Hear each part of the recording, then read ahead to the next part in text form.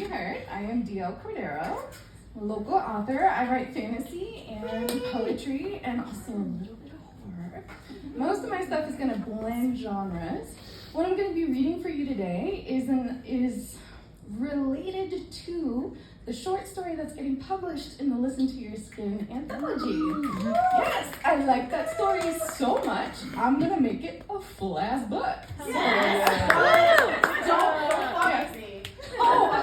And we're going to read another chapter from said book tonight. Yes. So this is from When Goddess Forgets. A little bit of background or context for you is, so this book is going to follow a couple. One of them, Mistress, is the Duchess of Space-Time. Yes. So she creates timelines.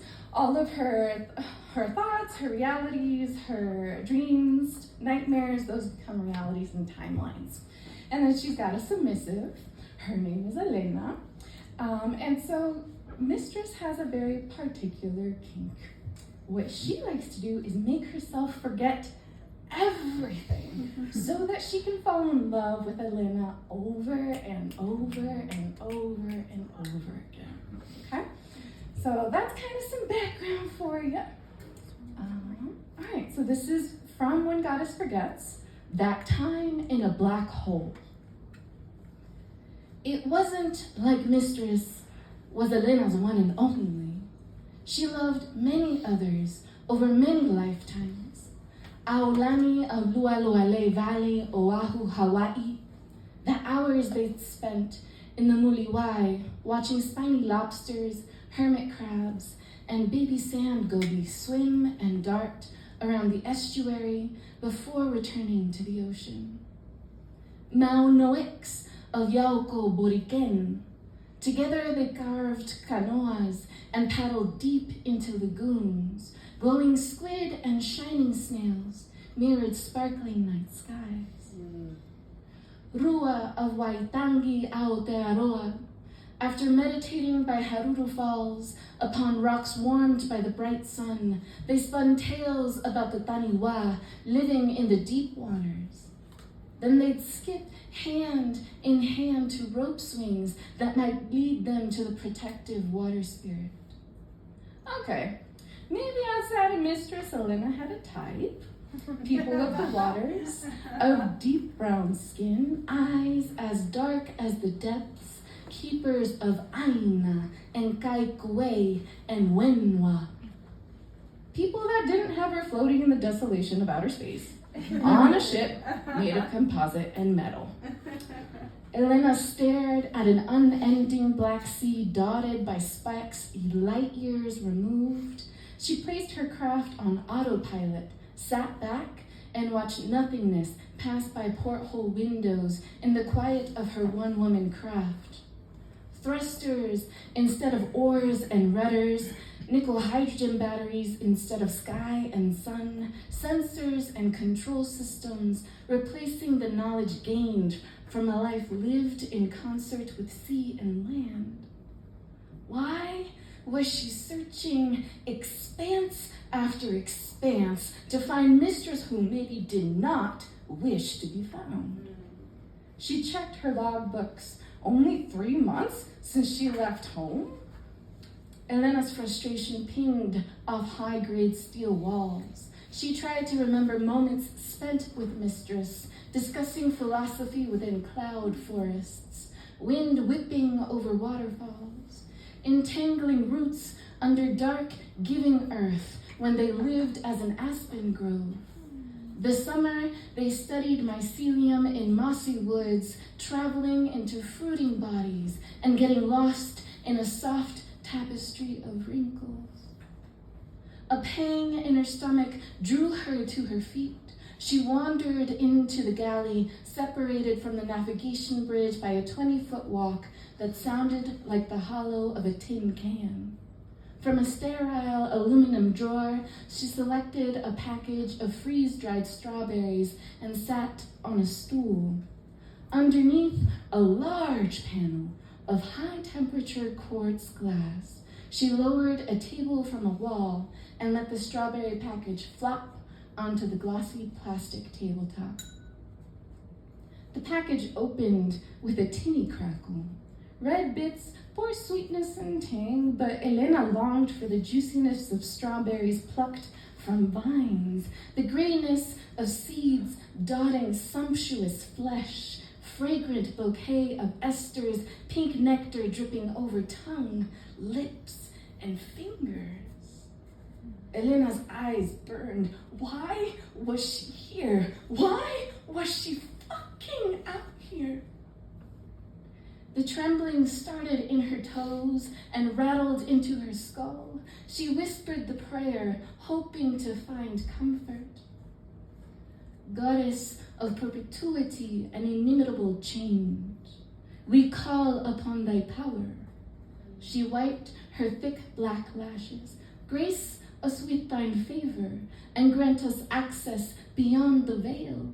She deepened her breath, so that we may know and serve thee throughout shifting form. The words tasted more bitter than sweet. The ship's hull crunched, walls warped, folded, creased. Nothing nearby should have enough gravity to crush the ship, but still composite and metal crumpled, and before Elena could dart towards her spacesuit, the quartz glass panel above her shattered. Vacuum, in the purest sense of the word, is not emptiness. That's what Elena learned as the invisible force dragged her body from board safety, painful and cold, like a glacier opened its mouth and wrapped its frozen tongue around her body, slurping her deep into Arctic belly. Her blood boiled in the sub-zero shock, churning, tumbling, rolling, the unyielding void digested Elena. Her crushed ship fell further and further away. Then she fell into someone who held her tight. Warmth radiated into her skin and muscle, that person's energy contracting and expanding, her lungs shocking her heart into rhythm. Elena sucked in a sharp breath that tasted of sugarcane. Her ice lashes thawed, and then she saw the arms wrapped around her, blue with a metallic sheen, full of clustered pinpricks of light. Galaxies dwelled just under the surface of that shining cobalt skin. Twinkling fingers stroked Elena's back, slipped up her neck, and nestled into her black hair, cradling her head. Elena melted into that embrace, surrendering to the warmth of a long-awaited kiss. Mistress's full lips were slick, her glittering skin dewy to the touch. Tight sapphire curls swayed, a fluid halo about her face. Her shining eyes were such a deep indigo. Bare-chested, mistress curved and dipped in ways so familiar, in ways so welcoming and balmy, like a summer rain, and past her navel. Gleaming skin yielded to ample bejeweled hips, scales in shade of jade, lapis lazuli, and malachite shingling down a long curving tail. With their mouths pressed together, mistress kicked, her gossamer fin propelling them through the outer heavens. Galaxies under mistress's skin shone brighter. The scalloped edges of her scales glowed, and soon mistress was a radiant blue star. She streaked through the black expanses, shimmering wakes stretching behind her like tails of a comet. Elena drew in so close, not even a speck of stardust could come between. She wrapped her legs around mistress's waist, one arm tight across mistress's shoulders. Elena clutched the face of her beloved, deep longing, fueling exploratory caresses, lips suckling, tongues dueling, wetness and fire in her mouth, on her chest, down her belly, and over her hips. She felt herself transforming into a being of light, electricity crackling through her limbs, shimmering blue wakes were soon joined by green, Elena's body gleaming like a cluster of emeralds. In their corkscrew motion, trails became a helix. Mistress's firm fingers stroking between Elena's legs, Elena's voice building, heightening, release so close, backs arching, toes curling. Mistress's fluid voice whispered, "Thank you for searching." Euphoric spasms were so powerful, Elena cried. Tears floated from her cheeks. Mistress's sapphire curls caught them like diamonds. Peoples of the waters, that's who Elena had loved. And now Mistress was water itself. As entrancing and mighty as the sea, birthplace of all the life Elena knew. Yet Mistress's oceans did not simply reflect. They embodied all.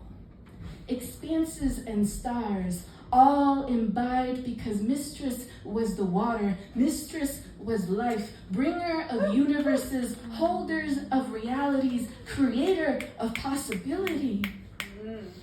Their undulations through space ebbed. In stillness, Mistress framed Elena's face with hot hands. Though her indigo eyes were tender, there was a sadness in her gaze that Elena didn't understand. Before she could make sense of it, another invisible force grabbed hold, hundreds, if not thousands of times stronger than the vacuum that had ripped Elena from her ship. The gravity was incomprehensible. Beyond Mistress's shining face, Elena couldn't see a single dot of light or any trace of dust. That's when she remembered there were celestial bodies so dense, nothing escaped their hold. "Is this why you wanted me to come?" Elena asked. "You wished for us to die in a black hole." Mistress pressed her forehead against Elena's and lingered. "No." Her voice was small, fragile, with an unfamiliar, hesitant hitch. "Please," she clung, "come and know." Elena swept Mistress's brow with her lustrous green fingers, wanting to ease the furrows. She craned forward and kissed worried wrinkles. "When have I ever denied you?"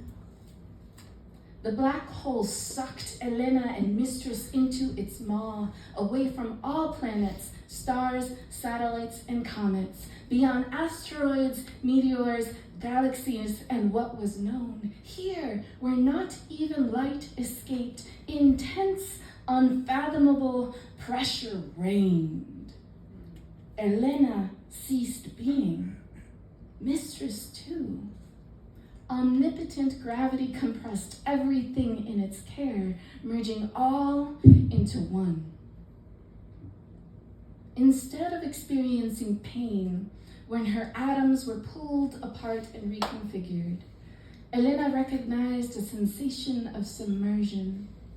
Sitting at the bottom of deep pools, where the weight of water was comforting, not crushing, silence welcome instead of reviled, and the line distinguishing her from the dark blue expanses blurred. It was an abject surrender, a yielding that freed her from the trappings of bone and blood, and in that submission, her essence not only endured, but was held. She was embraced so fully, loneliness was a falsity. The desperation she'd felt on that spaceship became a lie, because all of her lives, every timeline and chase, had led to this moment in an abyss where she grew into something greater than herself. She was now Mistress, and Mistress was her, and because Mistress was everything, so too Elena was everything. Life and death, light and dark, every thrumming heart ever birthed, every breath ever taken. They were each and all together. I have always needed you. Elena heard those words as her consciousness flooded with new memories. She saw Mistress in her projection booth, alone, tear-stained face deflated, Mistress awakening inside timelines forged by her nightmares, lonesome form walking through deserts, wastelands, and death camps. I have always needed you, Elena. A bright-eyed puppy on a concrete stoop. Mistress opened her door and their eyes locked, beginning of beginnings. Elena understood then that Mistress had created everyone she had ever loved. Rua, Maunawix, Aulani, all birthed from Mistress's oceans, gifts given so Elena never had to know the kind of loneliness Mistress knew too well. Thank you for searching. Elena had always believed that she needed and yearned for Mistress more than Mistress did her. That Mistress made herself forget because she craved newness after lifetimes went stale. It was only in the abyss that her goddess could be fully honest. Thank you for finding me. If Elena still had a body, it would have melted into tears. Because knowing that even when Mistress needed to forget, when she, the Duchess of Space-Time, goddess of consciousness, needed to run away from everything she was and everything she created, even in those moments, Mistress wanted to fall in love with her. Mistress had chosen her as her constant, her anchor in the vast, frightening expanses of reality. And this gift was something Elena